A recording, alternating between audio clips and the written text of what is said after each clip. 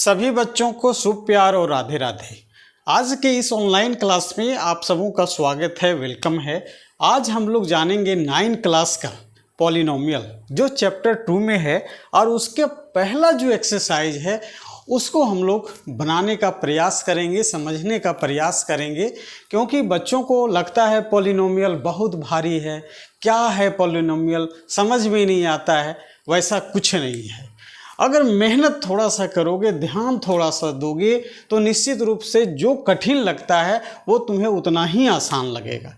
लेकिन उसके लिए क्या है, मेहनत करना पड़ेगा थोड़ा। अगर मेहनत हम नहीं करेंगे तो कोई भी काम में हम सफल नहीं हो सकते। तो यहाँ पर हम लोग देखेंगे एक्सरसाइज 2.1 का क्वेश्चन नंबर 1। इसमें कहता है कि कौन कौन सा बहुपद है एक चर में। Find polynomials, choose polynomials in one variable. एक वेरिएबल में कौन कौन समीकरण जो यहाँ दिया हुआ है वो पॉलिनोमियल है। तो तुम्हें सबसे पहले ये जानना है कि पॉलिनोमियल कहते किसे हैं, बहुपद कहते किसे हैं। तो बहुपद जितना भी 7 क्लास 8 क्लास में तुम लोग अलजेब्रिक एक्सप्रेशन पढ़ा है, बीजीय व्यंजक पढ़ा है, सबके सब पॉलिनोमियल है। जो x y z में है वे सारे के सारे पॉलिनोमियल हैं, लेकिन इसमें एक कंडीशन है कि जो x का पावर होगा, जो y का पावर होगा, वो नॉन निगेटिव होगा, नॉन फ्रैक्शन होगा। मतलब वो पावर निगेटिव में नहीं होना चाहिए, फ्रैक्शन में नहीं होना चाहिए। फॉर एग्जाम्पल समझिए, जैसे यहाँ पर अगर कह दें x टू द पावर -2 + 5, तो क्या ये पॉलिनोमियल है? बिल्कुल नहीं है। क्यों? क्योंकि यहाँ पर x का जो पावर है वो माइनस में है। तो जब पावर माइनस में हो जाएगा तो वो पॉलिनोमियल नहीं कहलाएगा या बहुपद नहीं कहलाएगा। एक कंडीशन और है, अगर y पर पावर 3/2 हो जाए +3, तो आपसे अगर ये पूछे कि क्या ये पॉलिनोमियल है, आपका आंसर होगा बिल्कुल नहीं है। क्यों? क्योंकि ये फ्रैक्शन में है, भिन्न में है। पावर कभी भी भिन्न में चर का नहीं होना चाहिए। जो चर राशि है जिसको हम लोग वेरिएबल कहते हैं, अर्थात x y z t m जो भी है, तो इसका जो पावर है वो नॉन निगेटिव होना चाहिए और फ्रैक्शन में नहीं होना चाहिए। नॉन निगेटिव मतलब निगेटिव नहीं होना चाहिए। ठीक है, तो उम्मीद है समझ में आया होगा कि बहुपद कहते किसको हैं। ठीक है, इसमें एक पद भी रह सकता है, एक से ज़्यादा भी रह सकता है। अब हम लोग बारी बारी से समझने का प्रयास करेंगे कि इसमें बहुपद कौन कौन सा है। पहला। दूसरा, एक चर में कौन है, एक चर में। तो एक चर में यहाँ पे देखिए ये x में ही है, एक चर में है। ठीक है, और जो पावर x का दिया हुआ है कहीं भी निगेटिव नहीं है या फ्रैक्शन में भिन्न में नहीं है, इसलिए ये बहुपद का एक उदाहरण है। बहुपद का एक उदाहरण है एक चर में, एक चर में, वन वेरिएबल। अब नेक्स्ट यहाँ पे देखिए, यहाँ पर भी वही चीज़ है। y का जो पावर है, वेरिएबल का जो पावर है वो 2 है, वो नॉन निगेटिव है और फ्रैक्शन में नहीं है, इसलिए यह भी बहुपद है एक चर में। ठीक है, अब नेक्स्ट यहाँ पर देखिए, यहाँ पर समझिए, यहाँ पर जो है t देखिए, t है under root T. Under root T का मतलब क्या होता है कि t पर पावर 1/2। समझिए, t पर पावर 1/2 बहुपद की परिभाषा कहता है कि किसी भी वेरिएबल का पावर निगेटिव नहीं होना चाहिए, फ्रैक्शन में नहीं होना चाहिए। इसलिए ये जो 3 नंबर है वो बहुपद नहीं है।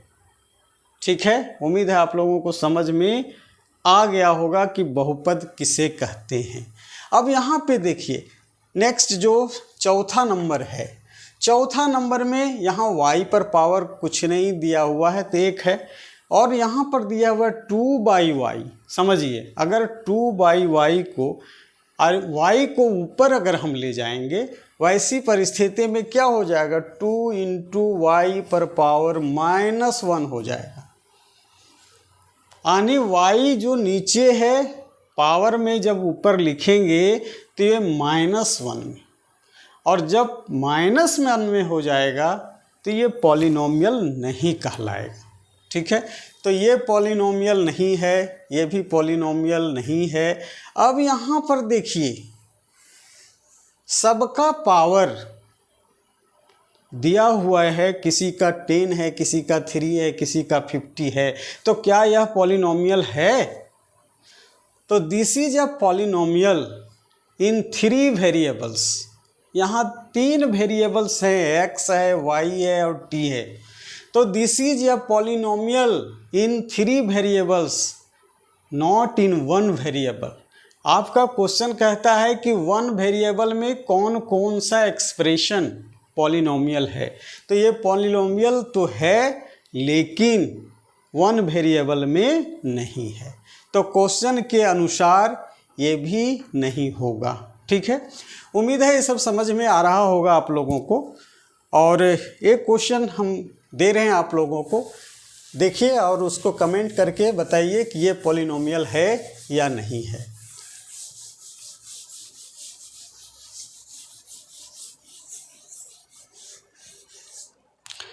इसको आप कमेंट करके बताइए कि ये पॉलिनोमियल है या नहीं है। ठीक है, आप कमेंट सेक्शन में कमेंट करेंगे और बताएंगे कि पॉलिनोमियल है कि नहीं है, और अगर है तो क्यों है और नहीं है तो क्यों नहीं है। ठीक है, अब नेक्स्ट इसी में दूसरा नंबर क्वेश्चन हम लोग सॉल्व करते हैं। ये है एक्सरसाइज 2.1 और page number 39, page number 33, page number 33। अब इसमें कहता है कोफिशिएंट ऑफ एक्स स्क्वायर आपको फाइंड करना है, कोफिशिएंट ऑफ एक्स स्क्वायर, यानी एक्स स्क्वायर का गुणांक। एक्स स्क्वायर कौन सी संख्या से गुना है, सीधे ऐसे समझिए कि एक्स स्क्वायर का जो टर्म है, जो पद है, वो कौन सी संख्या से गुना है, उसी को आपको लिखना है। तो यहाँ पर देखिए एक्स स्क्वायर, तो एक्स स्क्वायर के पहले कुछ नहीं है, तो आप जानते हैं कोई भी संख्या, मान लीजिए कि x है, तो इसमें हम क्या लिख सकते हैं, 1 इंटू एक्स लिख सकते हैं। एक्स स्क्वायर है तो क्या लिख सकते हैं, 1 इंटू एक्स स्क्वायर लिख सकते हैं। तो इसका मतलब जो एक्स स्क्वायर है वो 1 से गुना है, 1 उसमें छिपा हुआ है। तो इसका जो आंसर होगा कोफिशिएंट ऑफ एक्स स्क्वायर वो क्या हो जाएगा, 1। इसका आंसर हो जाएगा 1। आप लोग डिटेल्स लिख लेंगे। और यहाँ पर देखिए यहाँ माइनस है, तो माइनस है तो क्या होगा, 1 तो होगा ही बट -1 होगा। ठीक है, इसका कोफिशिएंट होगा -1। अब यहाँ पर देखिए एक्स स्क्वायर का कोफिशिएंट क्या है, किससे वो गुना है, तो ये π/2 से मल्टीप्लाई है। आप इसका आंसर लिख दीजिए π/2। ठीक है, अब 4th नंबर इसका कह रहा है कि एक्स स्क्वायर का कोफिशिएंट क्या होगा। अब देखिए इसमें एक्स स्क्वायर कहीं है क्या, तो स्पष्ट दिख रहा है कहीं एक्स स्क्वायर नहीं।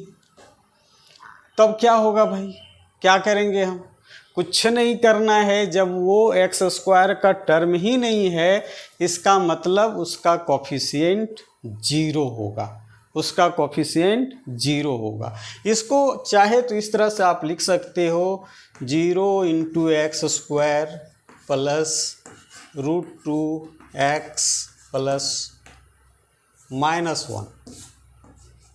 ठीक है, अब यहाँ पर अगर इस तरह से भी लिखोगे तो इससे भी पता चल रहा है कि एक्स स्क्वायर का कोफिशिएंट 0 है। तो जब किसी समीकरण में एक्स स्क्वायर का कोफिशिएंट है ही नहीं तो उसका आंसर होगा 0। ठीक है, कोई कन्फ्यूजन नहीं है। अब नेक्स्ट इसमें हम लोग देखेंगे इसी एक्सरसाइज का, आप लोग बुक पेन कॉपी अवश्य लेकर के बैठेंगे तभी आपको समझ में आएगा, और एक बार 2 बार बनाना है। ये सारे क्वेश्चन बहुत इजी हैं, कुछ नहीं है। अगर 5-6 क्लास के भी बच्चों को बता दिया जाए तो वो भी बहुत अच्छी तरह से ग्रहण कर लेंगे, बहुत अच्छी तरह से सीख सकते हैं। तो आप लोग तो 9 क्लास के बच्चे, आप लोग को समझने में कहीं कोई कठिनाई ही नहीं होना चाहिए। लेकिन आप सीरियस होंगे तब कोई भी काम तभी आप बढ़िया से कर सकते हो जब उसमें आप सीरियस हों, उस पर विशेष ध्यान दें, उसको ध्यान से देखें, सुने, बनाएं कॉपी में। ठीक है। अब इसमें देखिए जो इम्पॉर्टेंट है आपका क्वेश्चन नंबर 3, इसमें एक एक नंबर का जो क्वेश्चन आपका MCQ आता है तो उससे रिलेटेड जो है लगभग सब दिया हुआ है। इसमें ज़्यादा कहीं कोई मेहनत करने की आवश्यकता नहीं है। 3rd नंबर क्या कहता है उसको हम लोग देखते हैं।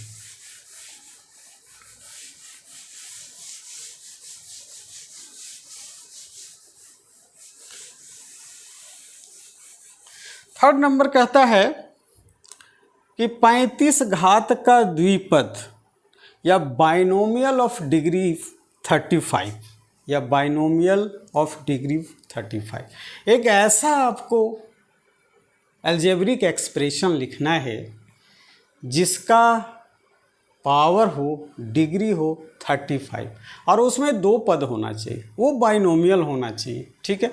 तो 2 पद वाला कुछ भी लिख लो, मान लो कि x + 5 y + 7, ठीक है, z + 9, लेकिन पावर कितना होना चाहिए 35। तो यहाँ पर कर दो 35, यहाँ भी पावर कर दो 35, यहाँ भी पावर कर दो 35। तो इस तरह से एक नहीं बल्कि 1000 समीकरण हम लोग बना सकते हैं जो बाइनोमियल है और पावर कितना है उसका, डिग्री कितना है 35। 1000 बना सकते हैं, कोई दिक्कत नहीं है। ठीक है। खाली केवल संख्याएं बदल दो, यहाँ पर वेरिएबल बदल दो। अब इसमें कहता है कि 100 पावर का मोनोमियल एक पद वाला आपको समीकरण लिखना है जिसका पावर 100 हो। तो आप x y z लिख दीजिए, x पर पावर 100, y पर पावर 100, z पर पावर 100, ठीक है, t पर पावर 100। ये सारे एक पदी हैं, ये भी एक पदी, मोनोमियल्स इसको अंग्रेजी में कहते हैं मोनोमियल्स। तो कोई एक आपको लिख देना है परीक्षा में और इसमें कोई टेंशन नहीं लेना है, केवल एक वेरिएबल कोई ले लेना है और उस पर पावर 100 कर देना, 100 कर देना है, क्योंकि ये एक पद में है। देखिए एक पद में है, ये भी एक पद में और ये सब 2 पद, बाइनोमियल। ठीक है। नेक्स्ट 4th नंबर क्वेश्चन क्या कहता है उसको ध्यान से देखिए। निम्नलिखित बहुपदों में प्रत्येक बहुपद की घात लिखिए, पावर लिखना है। पॉलिनोमियल्स आपका दिया हुआ है और उसका आपको घात लिखना है। घात मतलब पावर या डिग्री, कितना डिग्री का है उसको लिखना है। ये क्वेश्चन नंबर 4। ठीक है। एक क्वेश्चन आपको मैं समझा देता हूँ, आप आसानी से उसको समझ जाएंगे और बाकी जो क्वेश्चन है इसमें वो आप कमेंट में उसका आंसर ज़रूर लिखेंगे। कुछ नहीं है, बस सेकेंड का खेला है, 1 सेकेंड में एक क्वेश्चन बनेगा। तो यहाँ पर जो है पावर आपको देखना है। पहला क्वेश्चन है इसका 5x³ + 4x² + 7x। अब इसका डिग्री कितना होगा, इसका घात या पावर कितना है, कितना पावर का ये अलजेब्रिक एक्सप्रेशन है। तो इसमें आपको एक बात को ध्यान रखना है कि जो वेरिएबल है उसका जो अधिकतम घात होगा, अधिकतम पावर होगा, जो मैक्सिमम डिग्री होगा, वही उस समीकरण का घात होगा। तो यहाँ देखिए, यहाँ पर पावर 2 है, इसका पावर कुछ नहीं है तो 1 है, इसका पावर 3 है। तो अधिकतम घात कितना है 3, अधिकतम घात कितना है 3। तो ये जो इक्वेशन है, बहुपद है, ये जो पॉलिनोमियल है, इसका घात कितना घात का ये पॉलिनोमियल होगा 3, यानी इसकी डिग्री जो होगी ये 3 डिग्री का होगा, या पावर भी इसको लिख सकते हैं, कितना पावर का 3। ठीक है। अब 4 में और भी क्वेश्चन 3 दिया हुआ है, उसको आप लोग देख लेंगे, खुद से बना लेंगे। अगर दिक्कत होगा तो जिस क्वेश्चन में दिक्कत है आप ज़रूर कमेंट करेंगे, मैं उसका क्विक रिप्लाई आप लोगों को दूंगा, कहीं से आपको कोई प्रॉब्लम नहीं होगा। ठीक है। अब देखिए लास्ट क्वेश्चन जो है, जो 5 नंबर है इसी एक्सरसाइज का 5 नंबर क्वेश्चन, उसको हम लोग समझते हैं। उसमें कहता क्या है, कुछ समीकरण आपका दिया हुआ है, कुछ पॉलिनोमियल्स दिया हुआ है। ठीक है। तो उसमें से आपको ये लिखना है कि उसमें कौन सा रैखिक है, कौन द्विघाती है, कौन त्रिघाती है। रैखिक आपको छांटना है, रैखिक, ठीक है, जिसको कहते हैं लीनियर। दूसरा है द्विघाती, इसको अंग्रेजी में कहते हैं क्वाड्रेटिक पॉलिनोमियल। तीसरा है त्रिघाती, इसको कहते हैं क्यूबिक पॉलिनोमियल। ठीक है। अब इसका नेचर को समझिए कि रैखिक समीकरण किसे कहते हैं, लीनियर इक्वेशन किसे कहते हैं। तो ऐसा पॉलिनोमियल जिसके वेरिएबल का पावर 1 हो, वेरिएबल का पावर 1 हो, तो वैसे पॉलिनोमियल को हम रैखिक कहेंगे, लीनियर कहेंगे। ठीक है। अब इसमें द्विघाती, देखिए लिखा हुआ द्विघात वाला, यानी जिसका पावर 2 हो, ऐसा पॉलिनोमियल जिसका पावर अधिकतम 2 हो, तो उसको हम लोग क्वाड्रेटिक कहेंगे।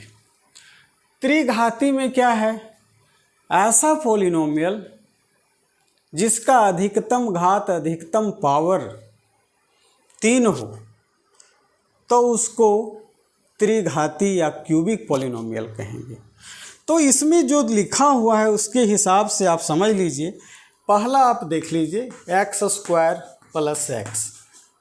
अब ये कैसा पॉलिनोमियल है, यहाँ पर देखिए पावर 2 है, अधिकतम को देखना है, तो पावर 2 है, तो इसका मतलब ये क्या हो गया, द्विघाती यानी क्वाड्रेटिक। क्या हो गया ये, क्वाड्रेटिक, ये क्वाड्रेटिक पॉलिनोमियल हो गया। ठीक है। नेक्स्ट इसी में है दूसरा नंबर x - x³। अब ये क्या कहता है, यहाँ भी वही बात है। आप देखिए कि मैक्सिमम घात कितना है, मैक्सिमम पावर कितना है, मैक्सिमम डिग्री कितना है। जो डिग्री मैक्सिमम होगा वही उसका घात। तो यहाँ पर 3 है, तो ये त्रिघाती है यानी क्यूबिक है, ये क्यूबिक पॉलिनोमियल है। कैसा है, क्यूबिक पॉलिनोमियल। ठीक है।